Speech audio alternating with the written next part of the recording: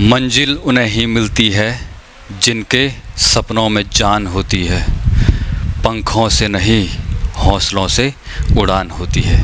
नमस्कार and I welcome you to Saksham Academy. दोस्तों, आज हमारा अग्निबाण का पार्ट 2 आ रहा है। आप सभी लोगों का बहुत बहुत धन्यवाद। आप सभी लोगों ने पार्ट 1 को बहुत सराहा, बहुत प्यार, बहुत प्रेम दिया। आप सभी का बहुत बहुत धन्यवाद।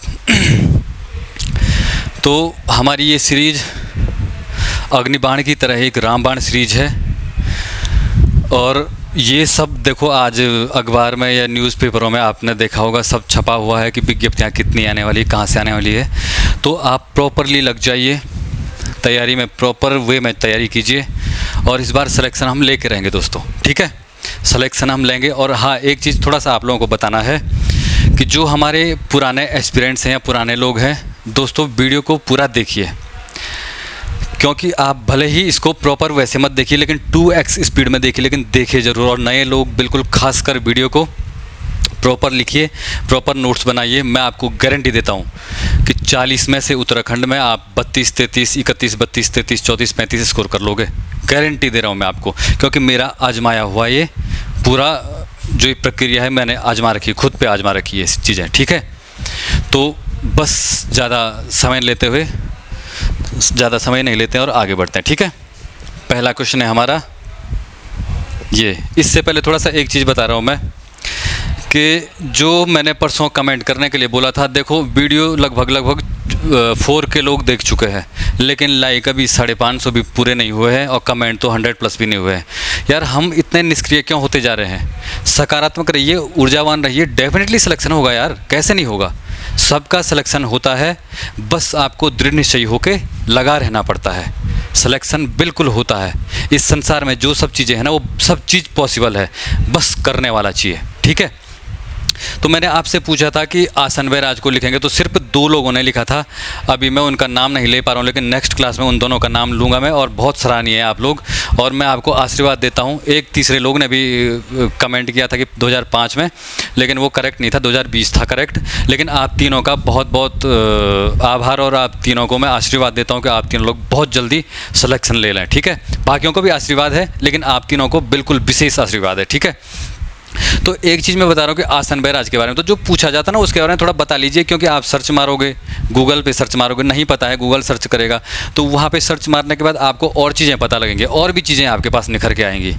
तो एक चीज़ नहीं यार, एक क्वेश्चन से आप 10 क्वेश्चन को समझ जाते हो, ठीक है? तो मैंने पूछा था आसन बैराज के बारे में आपको।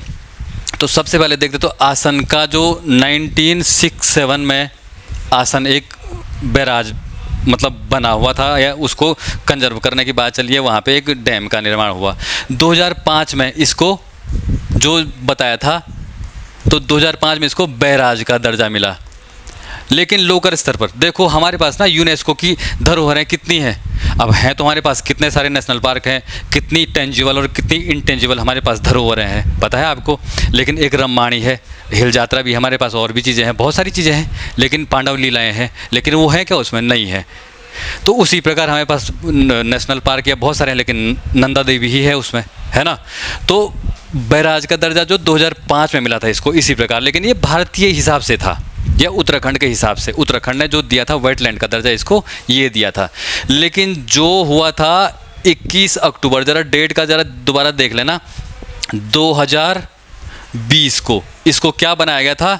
रामसर साइट में, रामसर साइट में इसको दर्जा दिया गया था। अब रामसर साइट क्या होती है थोड़ा सा देख लेते हैं। तो रामसर जो कन्वेंशन होता है या जो समझौता होता है 1971 में होता है, 1971 1971 में रामसर कन्वेंशन होता है, ये समझौता होता है। ईरान का एक शहर है रामसर, ठीक है? शहर का नाम है रामसर, ठीक? वहाँ पे ये समझौता होता है। 1975 में इसको इम्प्लीमेंट किया जाता, मतलब इसको लागू किया जाता है, ठीक? और वर्तमान में भारत में कितने हैं? तो आज़ादी का हम 75वां सालगिरह मना रहे थे, अमृत महोत्सव, तो उस टाइम पे थे 75 थे, लेकिन वर्तमान में +10 और ऐड हो गए, टोटल 85 हमारे पास वेटलैंड रिजर्व हैं, आरक्षित क्षेत्र हैं, आर्द्र भूमि आरक्षित क्षेत्र हैं, जो रामसर साइट में डाले गए हैं, ठीक? दूसरा पॉइंट, सबसे पहला जो हमारा रामसर साइट है जो हमारे भारत की थी वो थी चिल्का लेक। ठीक, आपको बताना है कि चिल्का लेक कहाँ पे है, कमेंट में बताएंगे आप लोग चिल्का लेक। और जो उसके बाद जो सबसे छोटी है हमारे पास वो कहाँ पे है, रेणुका वेटलैंड। आप ये भी बताएंगे दूसरा कि रेणुका वेटलैंड कहाँ पे है। आपको पता है रेणुका झील आपने पढ़ी होगी, तो जिसको पता है कमेंट करेंगे, जिसको नहीं पता सर्च मार के कमेंट करेंगे, लेकिन डेफिनेटली कमेंट करेंगे। और ये अग्निबाण जो 2 भाग है आपका, इसमें आप सभी लोगों से विशेष निवेदन है कि जितने लोग देखते हैं ना 4K देखा है 1K तो यार लाइक कर दो यार, क्या जाता, हम दुनिया भर की रीलों को लाइक करते हैं। एक आपके काम की चीज़ें हैं, लाइक कीजिए, कमेंट कीजिए, रिकमेंडेशन दीजिए, कुछ भी आपको लगता है कमेंट कीजिए, लेकिन निष्क्रिय मत रहिए, क्योंकि निष्क्रियता सबसे बुरी बात है। सक्रिय रहिए, कहीं पे भी बोलते हैं ना कि वो सक्रिय राजनीति में है, वो वहाँ पे सक्रिय है, वहाँ पे सक्रिय है, तो हमेशा आपका काम है शिक्षा अर्जित करना, ज्ञान अर्जन करना, तो यहीं पे सक्रिय रहना हमें। ठीक है, क्लियर है? आई होप सभी को क्लियर हो गया होगा। तो देखते हैं हमारा पहला क्वेश्चन। पहले क्वेश्चन को वही कारण और परसों के जो आप लोगों के कुछ सजेशन दिए गए थे उस पर हमने बिल्कुल कार्य किया हुआ है, और उस कार्य के अनुसार हमने कथन कारण बना के दे रखे हैं। तो पढ़िए क्वेश्चन को, उसके बाद आपको आंसर करने ऑप्शन देख के। ठीक है, ऑप्शन देख के आपने आंसर करने हैं और बताना है कि ये कारण स्पष्ट करता है नहीं करता है। जरा कीजिए, आई होप आप लोगों ने कर लिया होगा। अब जरा आंसर देखते हैं, ठीक है, मेरे हिसाब से। तो पहला कथन बोल रहा है कि भारतीय संविधान के अनुच्छेद 153 के तहत प्रत्येक राज्य के लिए एक राज्यपाल होता है। होता है, बिल्कुल होता है, सत्य क्वेश्चन है, ठीक, सत्य कथन है। और कारण आर बोल रहा है यह राष्ट्रपति को अपना त्याग पत्र देता है, बिल्कुल कारण आर भी बिल्कुल सही है। लेकिन अब क्या बोल रहा है, निम्न में से कौन से सही है? कथन ए सही है, कारण आर गलत है, तो ये बिल्कुल गलत होगा क्योंकि दोनों सही है। कथन ए और कारण आर दोनों सही है, परंतु आर ए की सही व्याख्या नहीं करता है। कथन ए गलत है, कारण आर सही है, ये भी बिल्कुल एलिमिनेट हो गया। और लास्ट में कथन ए और कारण आर दोनों सही हैं, परंतु आर ए की सही व्याख्या करता है। क्या लगता है दोस्तों, ये सही व्याख्या कर रहा है? ये आपको लग रहा है कि सही व्याख्या कर रहा है? बिल्कुल नहीं, क्योंकि भारत के संविधान में बिल्कुल लिखा है कि 153 में एक राज्यपाल का पद होगा। लेकिन क्या ये चीज़ बता रहा है कि वो राष्ट्रपति को त्याग पत्र देगा इसलिए भारत का राज्यपाल होगा? नहीं, कॉन्स्टिट्यूशन में हमारे बहुत सारी चीज़ें हैं, तो उसका सीधा रिलेट थोड़ी कि वो उसमें है इसलिए राष्ट्रपति को त्याग पत्र देगा। त्याग पत्र किसको देता है? ये मतलब त्याग पत्र देता है राष्ट्रपति को, लेकिन त्याग पत्र देने का कारण ये नहीं है कि वो भारत के संविधान में इसलिए है कि वो राष्ट्रपति को त्याग पत्र देता है इसलिए वो भारत का इसमें राज्यपाल है। नहीं, ये सब चीज़ नहीं है। तो अब कहने का तात्पर्य कौन सा हो जाएगा सही हमारा? तो यहाँ पे होगा, ये हो जाएगा कथन ए और कारण आर दोनों सही है, परंतु आर ए की सही व्याख्या नहीं करता है। सही व्याख्या नहीं करता, बस ऐसे कारण आपको पहचानने हैं। ऐसे करके जो कथन कारण वाले क्वेश्चन आ रहे हैं हमारे पेपरों में तो वो क्वेश्चन ऐसे ही आ रहे हैं और ऐसे ही आप लोगों को ये पहचानने, एलिमिनेट करने। ठीक है, तो थोड़ा सा राज्यपाल के बारे में और कुछ थोड़ा सा देख लेते हैं हम। तो देखिए, आर्टिकल हमारा 153 में तो राज्यपाल का पद हो गया, लेकिन राज्यपाल भारत का एक, मतलब हर राज्य का एक राज्यपाल होगा। राज्यपाल की नियुक्ति, तो नियुक्ति किस में होती साहब? नियुक्ति होती है आर्टिकल 155 में। ठीक है, 53 में राज्यपाल का पद है, ये राज्यपाल का पद होगा, लेकिन राज्यपाल नियुक्ति की जाएंगे तो किसके तहत? आर्टिकल 155 के तहत, 155 के तहत। आर्टिकल 154 का पार्ट ए, इसमें लिखा जाता है कि कार्यपालिका संबंधी जो भी शक्तियां होंगी वो राज्यपाल में निहित करेंगी। कार्यपालिका शक्ति, कार्यपालिका जो संबंधी शक्तियां हैं वो राज्यपाल में निहित होंगी। ये क्या बोल रहा है? आर्टिकल 154 का पहला, क्योंकि आर्टिकल हर पेपर में पूछे जा रहे हैं। राष्ट्रपति पूछ लिया, उपराष्ट्रपति पूछ लिया, प्रधानमंत्री पूछने वाला है, और अब देखो आप मान के चलो कि राज्यपाल या इनका नंबर है, मुख्यमंत्री का, विधानसभा विधान परिषदों का नंबर है। तो इसलिए मैं ये सब चीज़ें आपको बता रहा हूँ, तो ध्यान रखिए इस सब चीज़ों को। ठीक है, 154 में कार्यपालिका का प्रधान होगा। आर्टिकल 157 और 58 में क्या कहा है राज्यपाल के बारे में? जो मतलब जो राज्यपाल बनेगा उसके बारे में क्या क्या प्रावधान है मतलब आप जनरली देखा जाए तो आहर्ताएं कि राज्यपाल, तो आहर्ताएं वही हैं। राज्यपाल कौन बनेगा? जो 35 साल की एज प्राप्त कर लिया हो, पूरी कर लिया हो, जो भारत का नागरिक हो, और विशेष सेवाएं मतलब विज्ञान के सेवा, शिक्षा, कला, इन सब चीज़ों में प्रवीण रहा हो, किसी भी क्षेत्र में मतलब वो प्रवीण रहा हो या किसी उसमें रहा हो। ठीक है और 159 कहता है लास्ट, इसमें राज्यपाल की जो होगी शपथ के बारे में कहा गया है। तो ये राज्यपाल के बारे में डिटेल्स हैं थोड़ा सा। अब देख लेते हैं उत्तराखंड के राज्यपालों के बारे में, क्योंकि हमारा मेन फोकस है उत्तराखंड। तो उत्तराखंड के राज्यपालों के, तो उत्तराखंड के कौन कौन से राज्यपाल थे साहब? तो सबसे पहले कौन थे? सुरजीत सिंह बरनाला, मैं ऐसे ही हल्का हल्का लिख रहा हूँ, बरनाला। दूसरे थे क्या? सुदर्शन अग्रवाल। तीसरे थे कौन? सुदर्शन अग्रवाल के बाद कौन से थे? BL Joshi, BL Joshi. चौथे थे कौन? मार्गरेट अलवा। पांचवें थे कौन? अजीज कुरैशी। उसके बाद छठवें थे कौन? के पॉल। सातवें थे कौन? बेबी रानी मौर्य। और आठवें हमारे कौन है साहब? गुरमीत सिंह है, गुरमीत सिंह। ठीक है, गुरमीत सिंह पूछा गया है, ये भी पेपर में, आप लेटेस्ट पेपरों को देख लीजिए, ये चीज़ भी पूछी गई है। ठीक, एक चीज़ यहाँ पे पॉइंट ध्यान रखने वाली बात है कि जो सुदर्शन अग्रवाल सर हैं, ये रहे थे कब से कब तक? सुदर्शन अग्रवाल का समय है कब? 2003 से और 2007 तक, और अभी तक सर्वाधिक लंबी समय तक राज्यपाल रहने वाले यही हैं। हाँ, हो सकता है कि यहाँ पे गुरमीत सिंह सर, जो लेफ्टिनेंट जनरल हमारे गुरमीत सिंह सर राज्यपाल हैं, हो सकता है कि ये आगे बढ़ जाएं, आगे कार्य कर लें, लेकिन अभी तक वर्तमान समय तक सर्वाधिक समय तक रहने वाले जो उत्तराखंड के राज्यपाल हैं वो कौन है? सुदर्शन अग्रवाल जी हैं। ठीक है, पहली महिला थी हमारे पास कौन सी? मार्गरेट अलवा मैडम थी, और दूसरी मैडम थी कौन? बेबी रानी मौर्य। नंबर से देखा जाए तो 8वें नंबर के राज्यपाल हैं हमारे कृष्णकांत पॉल। ठीक है जी, चलिए आगे बढ़ते हैं। क्वेश्चन नंबर दूसरा, निम्न कथनों पर विचार कीजिए। कथनों को पढ़िए आप, उसके बाद कौन से सही है आंसर कीजिए। आई होप पढ़ लिया हो, कर लिया हो। तो देखते हैं, पहला क्वेश्चन देखते हैं।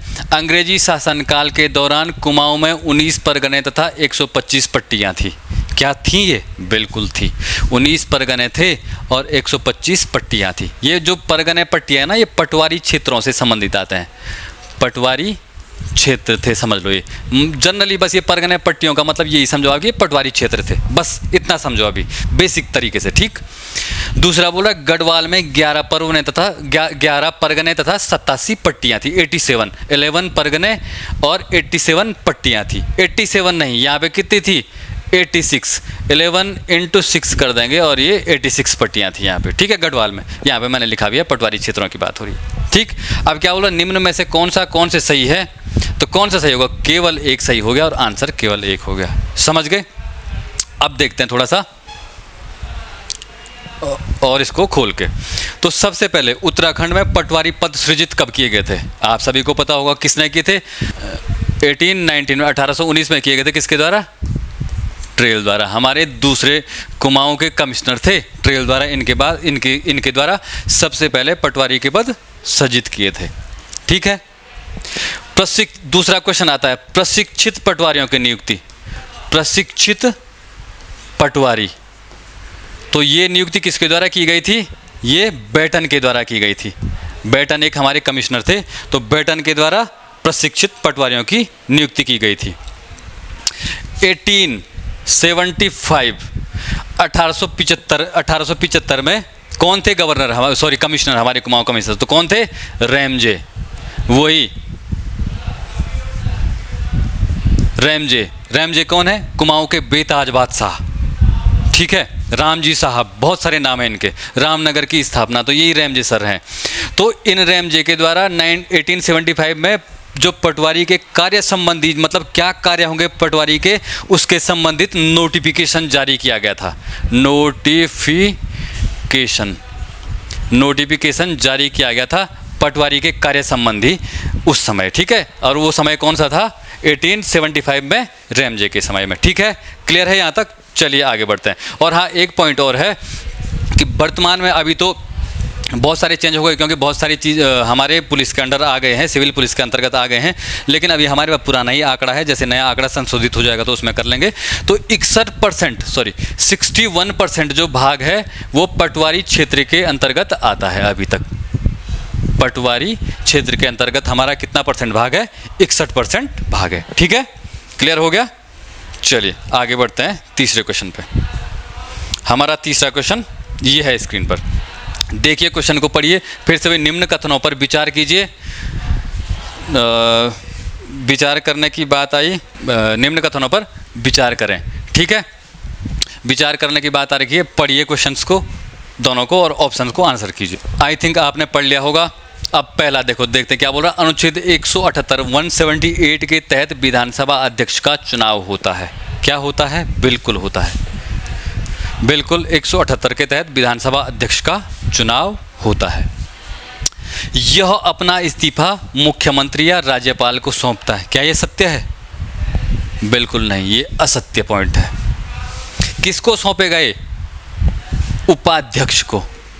उपाध्यक्ष, विधानसभा उपाध्यक्ष को ये अपना इस्तीफा सौंपता है, ठीक है। ये क्वेश्चन अभी किसी में आ रखा था, या तो LT वाले में था या किसी में था, ठीक है।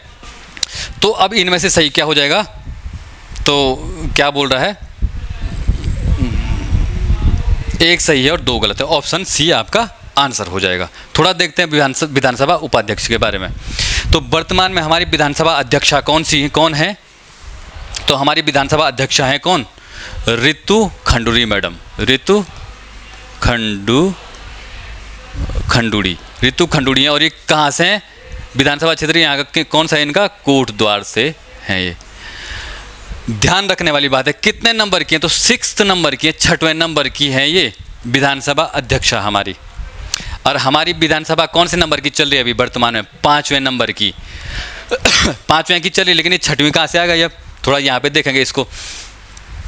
तो 6वें नंबर की ऐसे पहली थी हमारी अंतरिम विधानसभा, एंटरिम गवर्नमेंट थी ना। तो उसमें पहले जो विधानसभा अध्यक्ष थे वो कौन थे? हमारे प्रकाश पंत जी, स्वर्गीय प्रकाश पंत जी थे। उसके बाद प्रकाश पंत जी के बाद दूसरे कौन बने साहब हमारे? तो दूसरे बने थे क्या? चुनाव जब चुनी गई थी 2000 से 2007 के बीच पहली सरकार। तो ये कहाँ से कब तक थे? 2000 से और 2002 तक थे, ठीक है।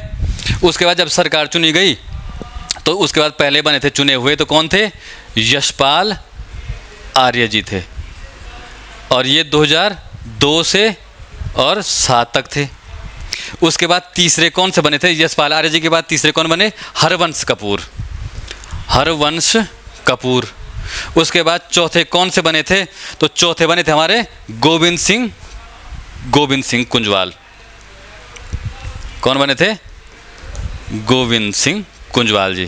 फिर पांचवें हमारे कौन बने थे? तो पांचवें थे हमारे प्रेमचंद अग्रवाल जी। और हमारी 6th नंबर की कौन सी है? ऋतु खंडूरी जी। पहले प्रकाश पंत ये थे 2000 से 2002 तक। दूसरे यशपाल आर्य 2002 से 2007। तीसरे हरवंश कपूर 2007 से 2012। फिर गोविंद सिंह कुंजवाल 2012 से 2017।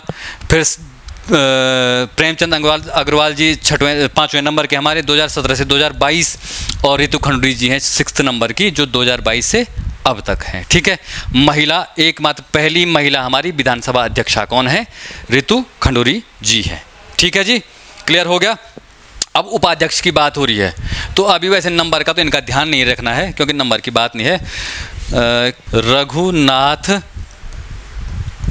सिंह चौहान, ये कहाँ से हैं? अल्मोड़ा से हैं। अल्मोड़ा विधानसभा क्षेत्र से हैं रघुनाथ सिंह चौहान जी। ये हमारे वर्तमान में विधानसभा उपाध्यक्ष हैं, ठीक है।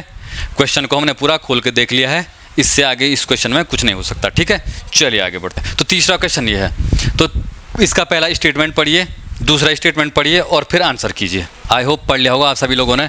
तो क्या बोल रहा है पहला? MP जोशी द्वारा खोजे गए लाखों उद्यान 1968 में 24 मानव व 28 पशुओं की कत्थई रंग की नृत्य करती हुई आकृतियां बनाई गई है। क्या ये सही है? बिल्कुल सही नहीं है। 1968 में लाखों उद्यान तो खोजा गया है इनके द्वारा, लेकिन यहाँ पे 24 नहीं, यहाँ पे 34 है। कितनी? 34 ये है। और कत्थई रंग नहीं है, यहाँ पे लाखों उद्यान में कत्थई रंग नहीं है, ठीक है। उसके बाद दूसरा बोल रहा है डॉक्टर यशोधर मठपाल द्वारा खोजे गए शैलाश्रय 1985 पेटशाल और 1989 फड़कानौली। बिल्कुल है तो दोनों, लेकिन ये सन इनके अलग अलग हो गए। फड़कानौली पहले था और पेटशाल बाद में था, ठीक है। जैसे मठपाल साहब ने उल्टा काम किया ना, फ आता है, लेकिन उन्होंने फ किया है। पहले फड़कानौली की खोज की और उसके बाद पेटशाल की खोज की। तो फड़कानौली होता है कब? 1985 में और पेट साल होता है 1989 में।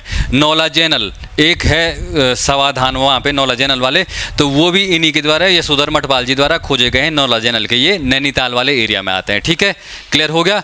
तो अब क्या बोल रहा था कि तो इनमें से क्या हो गया, निम्न में से कौन सा गलत है। हाँ देखो यहाँ पे समझने वाली बात है, सही गलत की बात है तो गलत पूछ रहा है, तो दोनों गलत हो गए यहाँ पे। आगे हमने ना इन सब इस क्वेश्चन के ऊपर एक दूसरा क्वेश्चन है, तो उसमें इसको थोड़ा डीपली देख लेंगे। लेकिन एक पत्र निकलता है पूर्ववासी, अल्मोड़ा से निकलता, और ये क्या है, वार्षिक पत्र है। ठीक है, अल्मोड़ा से निकलता है, वार्षिक पत्र है। इसमें मदन चंद भट्ट जी हमारे वो भी इतिहासकार हैं और ये हैं, तो उन्होंने कहा था कि मैंने इनको ये 1967 में कि मैंने इसको जो लाखों डियारे पहले खोज दिया, लेकिन इसका जो विवरण है इसके बारे में पूरी जानकारी इन्होंने दी थी, तो इसीलिए यही इसके खोजकर्ता माने जाते हैं। इन्होंने पूर्ववासी में, लेकिन अब आपको एक पॉइंट मिलेगा ना कि पूर्ववासी समाचार पत्र का, पूर्ववासी जो पत्रिका है इसका प्रकाशन कहाँ से होता है, तो आपको पता है कहाँ से होता है, अल्मोड़ा से, और ये वार्षिक है। ठीक है जी, क्लियर हो गया। चलिए आगे बढ़ते हैं अगले क्वेश्चन की तरफ। पांचवा क्वेश्चन, तो हमारा पांचवा क्वेश्चन बोल रहा है फिर से वही, निम्न कथन ए व कारण आर पर विचार कीजिए, विचार कीजिए इन पे और आंसर को करिए। आप लोगों ने कर लिया होगा। तो कथन ए बोल रहा है, उत्तराखंड में निवासित प्राचीन जाति कोल थी, साहित्यिक ग्रंथों में इन्हें मुंड व सबर कहा जाता है। बिल्कुल सत्य है, मुंड और सबर कोल को ही कहा जाता है साहित्यिक ग्रंथों में। ठीक है, दूसरा कारण आर बता रहा है, भगवान बुद्ध की माँ इसी कोलीय गणतंत्र से थी। क्या लगता है, बिल्कुल थी, इसी कोलीय गणतंत्र से थी। और अभी कुछ पेपर में पूछा गया था, अब बोलेंगे कि हर बार ऐसे ही क्वेश्चन आ रहे हैं, लेकिन डेफिनेटली पूछे यहीं से गए हैं ना। वही मैंने परीक्षावाणी आपकी यूकेपीडिया BS नेगी के नोट्स हैं, कहीं बाहर नहीं है, लेकिन क्वेश्चन यहीं से आ रखी है। पश्चिमी नेपाल वाली एरिया पर पूछा गया था ना आपको शायद, या तो ये अपर PCS में था, किसी में था, लेकिन किसी ना किसी में था, ये चीज़ें पूछी गई। तो अब क्या बोल रहा है कि ए और आर दोनों सही हैं, बिल्कुल सही है। वह ए आर की सही व्याख्या करता है। क्या लगता है आपको, बी गलत हो गया, ए सही है और परंतु आर गलत है, ये तो बिल्कुल गलत हो गया, और डी भी गलत हो गया क्योंकि इसी से के तरह है ये। लेकिन यहाँ पे क्या होता है, सी बोल रहा है ए और आर दोनों सही हैं, परंतु ए आर की सही व्याख्या यहाँ पे आर ए होगा, आर ए की सही व्याख्या नहीं करता है। और यहाँ दूसरा बोल रहा है कारण आर, सॉरी ए और आर दोनों सही है, परंतु ए आर की, यहाँ भी आर ए होगा, आर ए की सही व्याख्या करता है। क्या लगता है, करता है। क्या ये कारण बन रहा है कि भगवान बुद्ध की माँ कोलीय गणतंत्र से थी, इसीलिए सबसे पहला गणतंत्र, ये सबसे पहला ये जो हमारी प्राचीन जाति है, ये बिल्कुल नहीं, कारण नहीं बन रहा। वो पहली थी, उससे पहले भी हमारे हड़प्पा मोहनजोदड़ो कितनी सभ्यताएं थी। आपको मलारी के वो देखो, आप पाकिस्तान की स्वाद घाटी से मिलते हैं, वो कितना पुराने चीज़ें थी, है ना। तो बिल्कुल ये कारण नहीं है। तो देखो ऐसे ही एलिमिनेट करना है ना हमने, कथन कारण के क्वेश्चनों को ऐसे ही करने का तरीका होता है। तो क्या ये कारण बता जस्टिफाई करा, बिल्कुल नहीं करा, तो क्या हो गया आपका आंसर, ए आर की सही व्याख्या नहीं करता, ये आंसर हो गया आपका। ठीक है, ऐसे करके आपको इसके आंसर्स करने हैं। ठीक है जी, समझ गए। अब थोड़ा सा देखते हैं, जो हमारे शिव प्रसाद डबराल जी हैं, शिव प्रसाद डबराल, तो इनका उपनाम क्या है, चारण है, याद रख लेना, चारण है। इंसाइक्लोपीडिया ऑफ उत्तराखंड भी इन्हीं को कहा जाता है। ठीक है, शिव प्रसाद डबराल जी को एक बार पूछा था चारण किसका उपनाम है। तो इनके अनुसार उत्तराखंड की सबसे प्राचीनतम जाति कोल है। ठीक है, लेकिन एक विद्वान और है हमारे पास, उनका नाम है जॉर्ज ग्रियर्सन।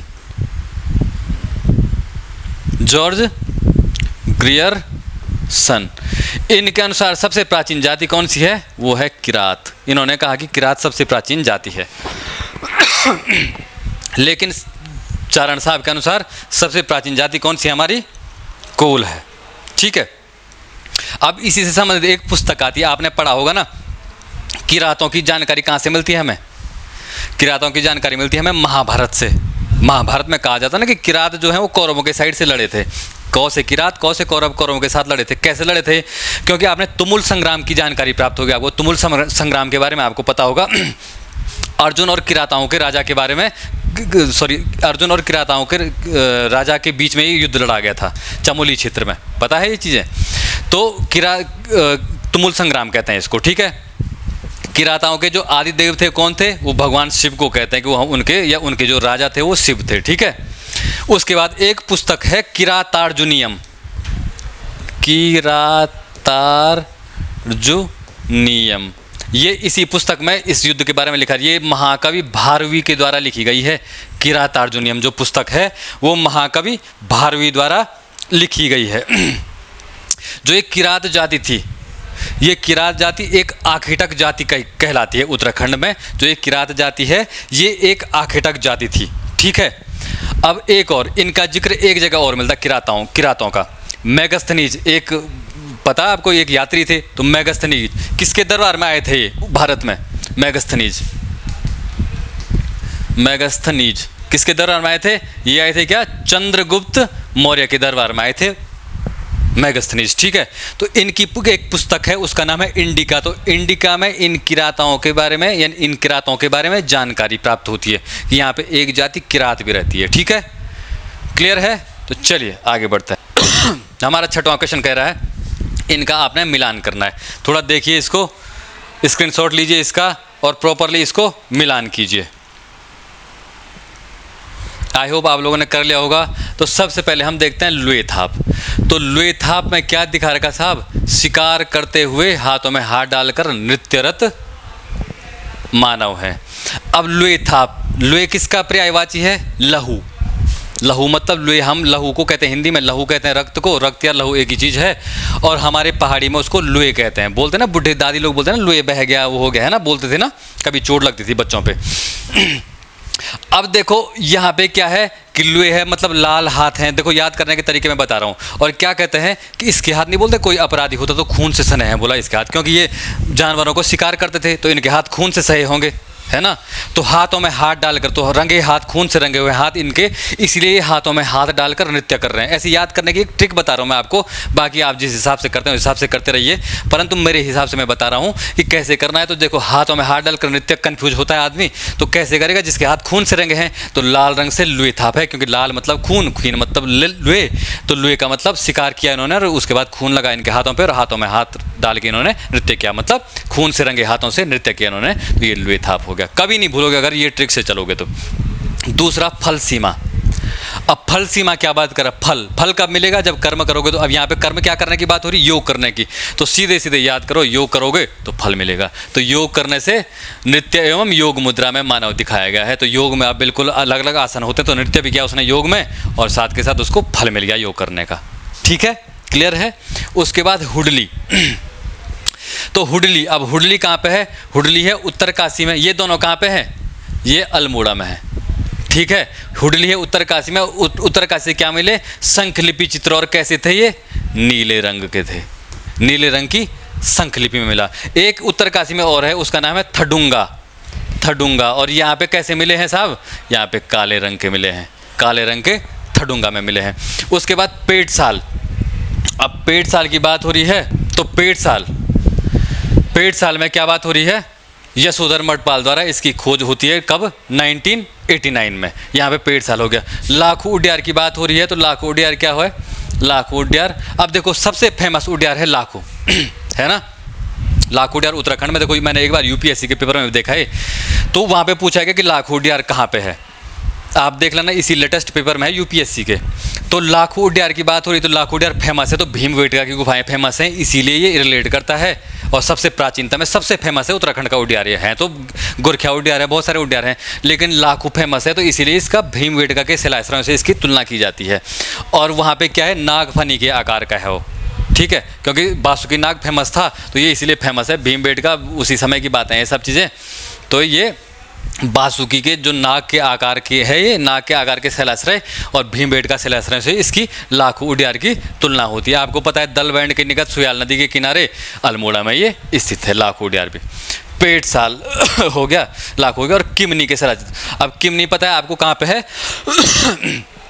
किमनी और जो मलारी वाला एरिया है वो चमोली में है, तो मलारी भी चमोली में है और ये किमनी है, ये किमनी भी चमोली में है। और ये ग्वालदम वगैरह मार्ग पे मिल जाता है। सफ़ेद रंग के शैला चित्र हैं इसमें, जो ये किमनी वाला है, ठीक है।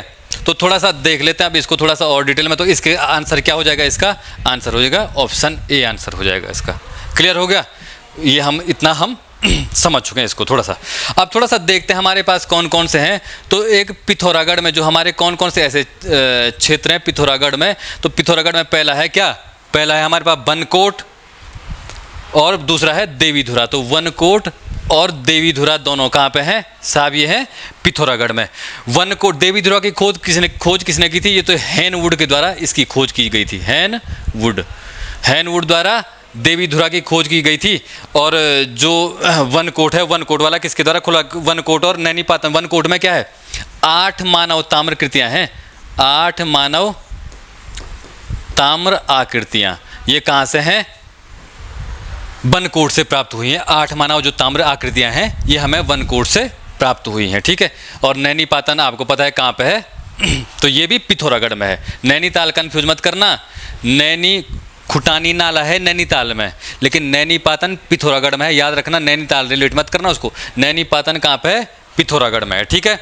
अल्मोड़ा का आपने देख लिया है, ये सब चीज़ें हो गई। एक एक्स्ट्रा है द्वाराहाट, वो भी अल्मोड़ा में है इसके अतिरिक्त। और एक है हटवाल घोड़ा, क्या है, हटवाल घोड़ा, हटवाल घोड़ा। अब देखो हटवाल घोड़ा की खोज किसके द्वारा की गई है, तो हटवाल घोड़ा खोज का तो इसमें ज़्यादा जानकारी नहीं है, लेकिन हटवाल घोड़ा में एक चीज़ है कि इसलिए फेमस है कि मुखौटा पहना हुआ मानव। क्योंकि घोड़ा देखा आपने पुरानी एक कार्टून वगैरह देखते होंगे तो घोड़े का मुखौटा पहनते थे ना लोग, तो घोड़े के मुखौटे पहना हुआ जो मानव है वो का चित्र है वो कहाँ पे, हटवाल घोड़ा से है, ठीक है। और ये अल्मोड़ा के क्षेत्र से ही है, ठीक है, हटवाल घोड़ा वाला भी।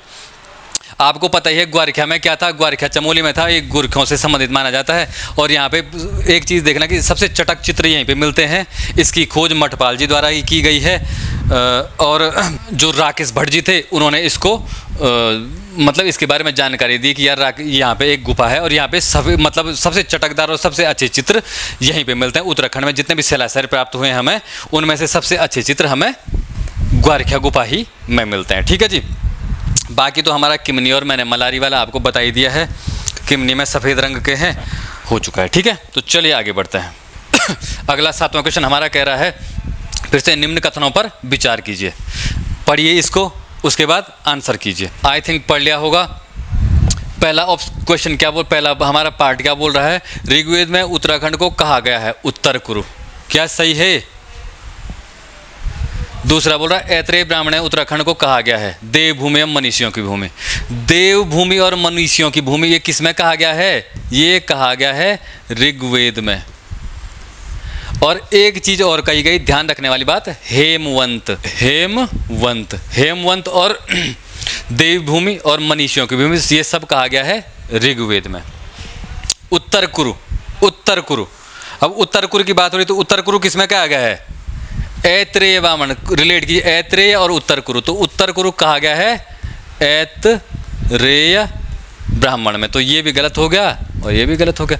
अब तीसरा बोल रहा है स्कंद पुराण में, मैं भी था इसमें, उस स्कंद पुराण में 5 हिमालयी खंडों का वर्णन किया गया है। तो बिल्कुल किया गया है, बिल्कुल सत्य है ये, तो बिल्कुल सत्य ऑप्शन है। 5 हिमालयी खंडों के बारे में इसमें स्कंद पुराण में कहा गया है, ठीक है। अब कौन कौन से हो 5 खंड, तो सबसे पहला है नेपाल खंड, उसके बाद क्या है दूसरा, केदार खंड, तीसरा है साहब मानस खंड, चौथा है कश्मीर खंड और 5वां है जलंधर। नेपाल खंड, केदार खंड, कश्मीर यहाँ पे आना था, ठीक है, आ गया मानस खंड, कश्मीर खंड और जलंधर खंड। तो ये 5 खंडों के बारे में स्कंद पुराण में कहा गया है, तो बिल्कुल कहा गया है 5 खंडों के जिक्र, तो ये बिल्कुल सही हो गया। चौथा बोल रघुवंशम महाकाव्य में उत्तराखंड को हिमवंत कहा गया, बिल्कुल गलत है। रघुवंशम में क्या कहा गया, रघुवंशम में कहा गया उत्तराखंड को क्या, गौरी गुरु। रघुवंशम में क्या कहा गया, गौरी गुरु। और हिमवंत किस में कहा गया है, बौद्ध साहित्यों में, बौद्ध साहित्यों में कहा गया है क्या, हिमवंत। और गौरी गुरु कहा गया है रघुवंशम में, रघुवंशम में गौरी गुरु, बौद्ध साहित्यों में हिमवंत। हेमवंत और हिमवंत में बहुत कन्फ्यूजन होता है, तो हेमवंत कहा गया है किसमें, जिसमें देवभूमि और मनीषियों की भूमि कहा गया, वो है ऋग्वेद की बात। ऐत्रेय ब्राह्मण में क्या कहा गया है, ऐत्रेय ब्राह्मण में उत्तराखंड को कहा गया है क्या? उत्तर कुरु। तो ऐत्रेय ब्राह्मण में कहा गया है उत्तर कुरु। ये चीज़ें बिल्कुल ध्यान रखने वाली बात है। इन पॉइंट्स को आप बिल्कुल नोट कीजिए और ध्यान से बिल्कुल ध्यान रख के इसको देखेंगे, ठीक है। तो इसके अनुसार अब क्या बोला, कौन से क्वेश्चन गलत हैं? तो कौन कौन से गलत हुए? पहला, दूसरा और चौथा। तो पहला, दूसरा और चौथा गलत हो जाएंगे, केवल सही क्या था? तीसरा था हमारा, ठीक है। तो इसके अनुसार ये हो गया। अब एक चीज़ और है कि ये जो मानसखंड और केदारखंड की बात होती है, तो मायापुर से और हिमालय का जो क्षेत्र था, मायापुर हरिद्वार वाला है और हिमालय तक, इसको क्या कहते थे? केदारखंड कहते थे, ठीक है। मायापुर से और हरिद्वार तक के क्षेत्र को क्या कहते थे साहब? केदारखंड कहते थे। और बाकी उसके बाद नंदा देवी से और कोलागिर, जो कोलागिर वाला क्षेत्र था, क्या था इसका नाम? कुछ ऐसा ही था। तो इसको कहते थे क्या? मानसखंड। आपको पता है ना, हरिद्वार से और केदारनाथ वहाँ पे केदार में स्थित हैं, तो इसीलिए इसको केदारखंड कहते हैं। और यहाँ से बाकी जो कुमाऊं वाला एरिया है मानसखंड में आता है। तो नंदा देवी पर्वत से उसको पृथक कर लिया जाता, उसके उधर के क्षेत्र को उसको मानसखंड कहते थे पुराणों में। अब पुराणों में इसको एक चीज़ और चीज़ कही गई है, एक चीज़ के ब्रह्मपुर और खसदेश भी कहा गया उत्तराखंड को। क्या? ब्रह्मपुर और खस देश, ये भी पुराणों में कहा गया है। ब्रह्मपुर और खसदेश भी उत्तराखंड को कहा गया है। तो ध्यान रखने वाली बात है, ठीक है। तो चलिए आगे बढ़ते हैं। 7वां हो गया था हमारा। 8वां क्वेश्चन हमारी स्क्रीन पर ये रहा। तो करिए 8वें क्वेश्चन को सॉल्व कीजिए फिर से। वही है, निम्न कथन पर या कारणों पर विचार कीजिए। बिल्कुल ध्यानपूर्वक कीजिए, आराम से कीजिए, कथन कारण को ध्यान से पढ़िए और कीजिए।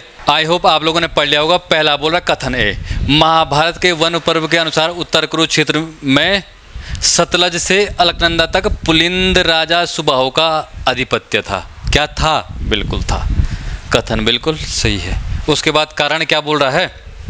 दूसरा बोल रहा है सुबाहु ने पांडवों की ओर से युद्ध में भाग लिया था। बिल्कुल पता होगा आपको, नहीं तो नहीं पता तो मैं भी बताता हूँ। तो सुबाहु राजा जो सुबाहु था, इसने पांडवों की ओर से भाग लिया था। इसकी राजधानी कहाँ पे थी साहब? तो इसकी राजधानी थी श्रीनगर। 100 से सुबाहु, 100 से श्रीनगर। तो श्रीनगर में सुबाहु की राजधानी थी। बिल्कुल ये पांडवों की तरफ से भाग लेता है युद्ध में, ठीक। तो अब इसके अनुसार पहले कथन कारण देख लेते हैं। तो क्या बोला? कथन ए कथन गलत है व कारण आर सही है। तो ये दोनों सही हैं, तो ये बिल्कुल गलत हो गया। दूसरा, कथन ए व कारण आर दोनों सही है, परंतु आर ए की सही व्याख्या करता है। कर रहा क्या? ये फिर से वही कथन वाली बात हो गई कि सुबाहु पांडवों की ओर से युद्ध में भाग लिया था क्योंकि ये इसकी राजधानी यहाँ थी। तो ऐसा है क्या? नहीं है, बिल्कुल कारण मैच नहीं कर रहा है। तो ऑप्शन डी हमारा सही हो जाएगा, क्योंकि कथन दोनों सही है, लेकिन ये जो कारण है ये कथन की व्याख्या नहीं कर रहा है। अब उसकी जो युद्ध में भाग लेना मतलब ये थोड़ी नहीं कि उसकी राजधानी पुलिंद राजा था या उसका क्षेत्र इतना था तो उसने इसलिए युद्ध में भाग लिया। किरात भी तो थी, लेकिन उन्होंने विपरीत तरीके से युद्ध लड़ा था, कौरवों की तरफ से युद्ध लड़ा था, है ना। तो और भी जातियाँ थी, तो इसलिए ये स्पष्ट नहीं कर रहा। बस ऐसे ही हमने दिमाग को एलिमिनेट, दिमाग से मतलब ऐसी चीज़ों को पृथक ऐसे ही करना कि क्या कथन है और कारण क्या उससे रिलेट कर रहा है। एक आगे और क्वेश्चन बताऊंगा मैं आपको, वहाँ पे बिल्कुल आपको इजेक्ट पकड़ना बताऊंगा, आपको कैसे पकड़ना आपको, ठीक है। तो यहाँ तक क्लियर हो गया। आज जरा सुबाहु के बारे में जान लेते हैं।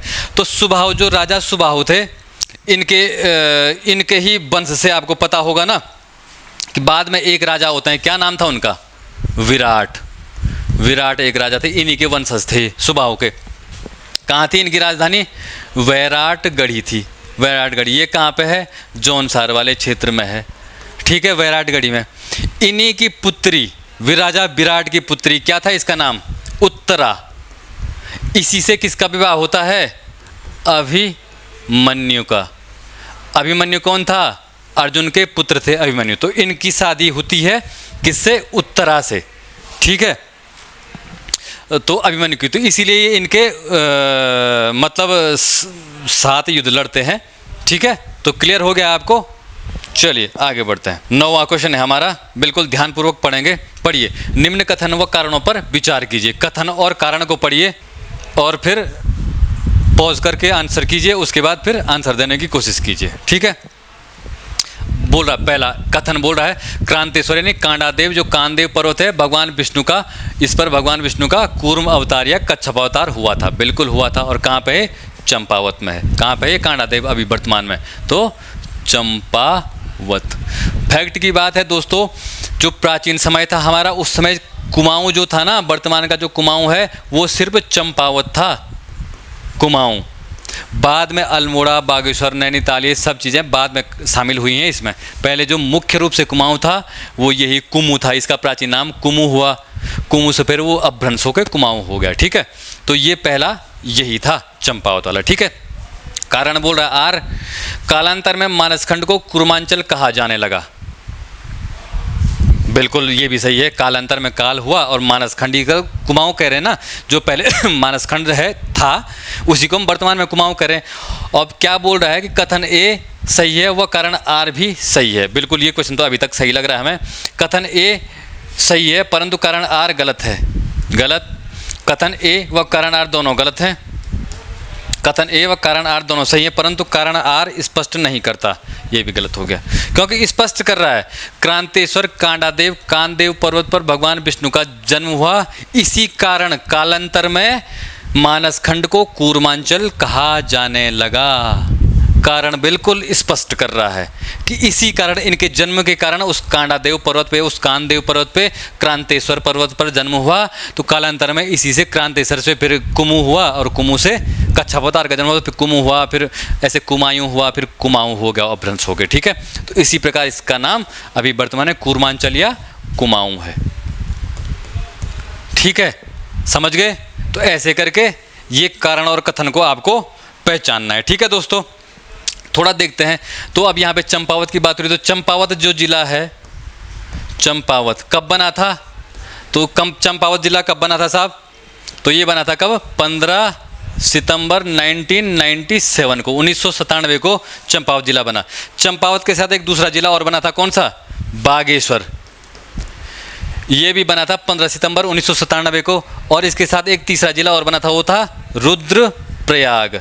ये बना था 16 सितंबर 1997 को। तो एक साथ 97 हमारे पास 3 जिले बने थे। पहला बना था चंपावत और बागेश्वर, एक ही दिन बने ये।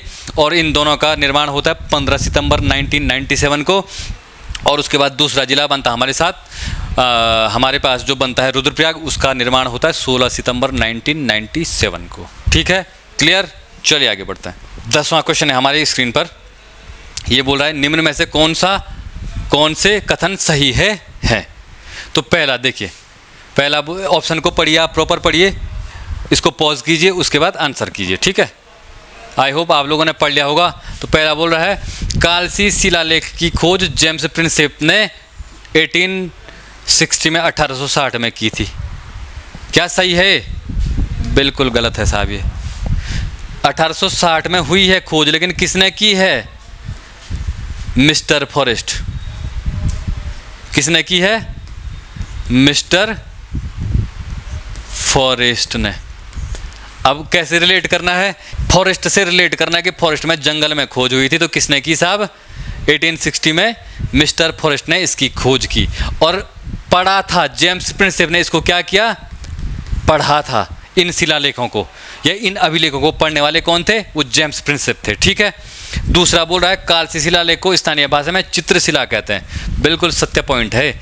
इसको स्थानीय भाषा में चित्रशिला कहा जाता है, ठीक है। कालसी का प्राचीन नाम सुधनगर व कालकूट था, जो पौरव वंश की राजधानी थी। यहाँ तक तो बिल्कुल सही कि सुधनगर और कालकूट था उसका प्राचीन नाम। लेकिन ये किसकी? पौरव वंश नहीं, ये किसकी राजधानी थी? ये कुनिंदों की। ये कुनिंदों की राजधानी थी, पौरवों की राजधानी नहीं थी ये, ठीक है। तो जो कालसी है, ये जो कालसी का जो प्राचीन नाम है सुधनगर या कालकूट तो आपको पता होगा, लेकिन सुधनगर भी ऐड कर देना, सुधनगर, सुधनगर ये भी ऐड कर दीजिए, क्योंकि पूछा जा सकता है कभी, ठीक है। तो सुधनगर व कालकूट थी इनकी राजधानी। और यहाँ पे मतलब ये इसका प्राचीन नाम था, जो राजधानी थी वो कुनिंदों की राजधानी थी यहाँ पे, ठीक है। क्लियर है साहब? चलिए अब थोड़ा देखते हैं। तो इसकी जो कब का है कालसी शिलालेख, तो मैंने बता दिया 257 ईस्वी पूर्व का ये शिलालेख है। इसमें पशु स्वास्थ्य के बारे में जानकारी दी गई है, पशु बलि की निंदा, इनकी बात की गई है। वैसे नंबर के हिसाब से कुछ नहीं, लेकिन बहुत बार कहते हैं कि 13वें नंबर का है, लेकिन नंबर का इनमें फिक्स नहीं कि कौन से नंबर का है, क्या है, ठीक है। ऐसा कुछ नहीं है। उसके बाद देखते हैं इसमें, तो यहाँ के जो निवासी थे, इस यहाँ के निवासियों को इस अभिलेख में क्या कहा गया है? तो यहाँ के निवासियों को कहा गया है पुलिंद, जो इस क्षेत्र में लोग निवास करते हैं उनको इस अभिलेख में क्या कहा गया? पुलिंद। और जहाँ इस क्षेत्र को, निवासी तो पुलिंद थे और क्षेत्र क्या था? अपरांत। इस क्षेत्र को इस अभिलेख में अपरांत कहा गया है और यहाँ के निवासियों को कहा गया है पुलिंद। क्लियर है? चलिए, और हाँ, इसकी एक चीज़ और देखनी है आपने, यहाँ पे इसकी भाषा, इसकी जो भाषा है ये है क्या? प्राकृत। पाली भाषा नहीं है, प्राकृत भाषा है। और लिपि क्या है? ब्राह्मी लिपि है। ध्यान रखने वाली बात है, यहाँ पे पाली भी आता, ऑप्शन में आप गलत कर लेते हैं। पाली भाषा नहीं है, इसकी भाषा क्या है? प्राकृत भाषा है इस अभिलेख की। और लिपि क्या है? ब्राह्मी लिपि में है ये। ठीक है, यहाँ के निवासियों को कहा गया है क्या? पुलिंद। और क्षेत्र को क्या कहा गया है? अपरांत। ये मतलब जो एरिया है, इस एरिया को कहा गया, उत्तराखंड का एरिया अपरांत है और यहाँ जो लोग रह रहे हैं ये पुलिंद लोग हैं। ठीक है जी, इसीलिए तो ये कुनिंदों के बारे में यहाँ से वो मिलता है, जानकारी मिलती है। पुलिंद और कुनिंद एक ही चीज़ है, किसी ने उसको पुलिंद कहा है, किसी ने उनको कुनिंद कहा गया, इसीलिए यहाँ पे एक ऑप्शन था, यहाँ पे देखो कुनिंदों की राजधानी थी। ठीक है, क्लियर हो गया? चलिए आगे बढ़ते हैं अगले क्वेश्चन। हमारा आज का अंतिम क्वेश्चन है, परसों भी हम 11 ही क्वेश्चन लेके आए थे। अगर आप लोगों का जो प्रेम स्नेह इसी प्रकार बरकरार रहा तो इनको आगे बढ़ाएंगे, डेफिनेटली 15 तक करेंगे। लेकिन देखो, और ये वीडियो जो आएगी अल्टरनेट डेज पे आएगी, जैसे एक आज आ गई तो एक कल ना आके परसों आएगी अल्टरनेट डेज पे, ताकि आपको भी बर्डन ना हो। और इतनी मैं गारंटी देता हूँ दोस्तों, आपने अगर मेरे अकॉर्डिंग ये कार्य सब चीज़ शुरू कर ली है ना, लिख के ले लेना आप कि 33-34 से ऊपर आप स्कोर करोगे उत्तराखंड वाले सिलेबस में। मैंने अपने आप पे आजमा रखी है, बशर्ते आपको मेरे हिसाब से चलना पड़ेगा, बस इतनी सी बात है। आई होप आप लोगों ने पढ़ लिया होगा। तो अब क्या बोल रहा है यहाँ पे? 11वां क्वेश्चन बोल रहा है, अब तक कुनिंद शासकों की 8 प्रकार की मुद्राएं प्राप्त हुई हैं। क्या सही है? बिल्कुल गलत है। 3 प्रकार की मुद्राएं प्राप्त हुई थी। कौन कौन सी? पहली थी अमोघ भूति प्रकार की, अमोघ भूति। दूसरी थी अल्मोड़ा प्रकार की, अल्मोड़ा प्रकार। और तीसरी थी चित्रेश्वर, चित्रेश्वर या छत्रेश्वर, इसी को कहते हैं छत्रेश्वर। चित्रेश्वर छत्रेश्वर एक ही चीज़ है, छत्रेश्वर प्रकार की। 3 प्रकार की। तो ये क्या बोल रहा है? 8 प्रकार की मुद्राएं। 8 प्रकार की क्या थी दोस्तों? आपको याद आ रहा हो, कुछ ना कुछ 8 तो था, क्योंकि पेपर वाला ऐसे ही खेलता हमारे साथ। तो 8 प्रकार की अल्मोड़ा प्रकार की जो मुद्राएं थी, इसमें मिलता 8 प्रकार की, यानी कि 8 शासकों के नाम। अभी लिखाता हूं मैं आपको उन शासकों के नाम। तो 8 शासकों के नाम मिलते हैं अल्मोड़ा प्रकार की मुद्रा में।